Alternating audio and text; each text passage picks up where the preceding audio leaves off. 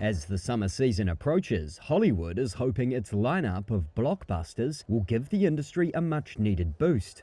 Ticket sales in the United States and Canada are running 11% behind the same point last year, according to ComScore data, and remain below pre-pandemic levels. Here's ComScore's senior movie analyst, Paul DeGarabedian. You're literally in that 18 weeks of summer, that accounts for 40% of the domestic full-year box office.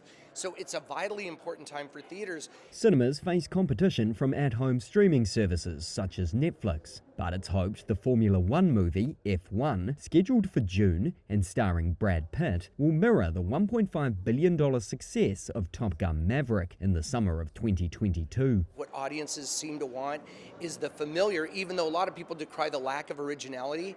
I mean, really you have to look far and wide to find one, but F1, the Formula One movie with Brad Pitt, directed by Joe Kosinski, who directed Top Gun Maverick, that for me is like an original IP blockbuster in the making. So that's really cool, and in IMAX.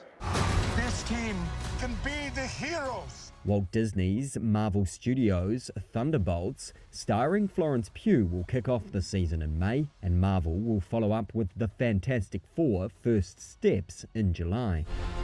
This island was the research facility for the original Jurassic Park. An old favourite will be revisited as Scarlett Johansson stars alongside Jonathan Bailey in Universal Pictures' Jurassic World Rebirth. We ready? Adding to the star power, one of cinema's biggest champions, Tom Cruise, teased Mission Impossible: The Final Reckoning, the film that may be his last in the action franchise.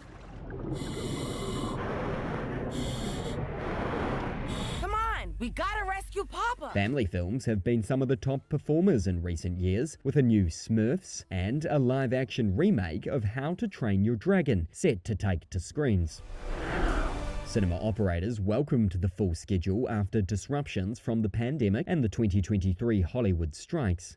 However, Republican US President Donald Trump's tariffs have sparked fears of a global economic downturn and could prove a challenge, as CEO of Cinema United Michael O'Leary explains. We're an industry which thrives on people having discretionary income. So they will take their discretionary income and they'll go to the movies, they'll go to dinner and they'll go to the movies. And so when there's uncertainty in the economic markets for any reason, people tend to not use that discretionary income as much as they otherwise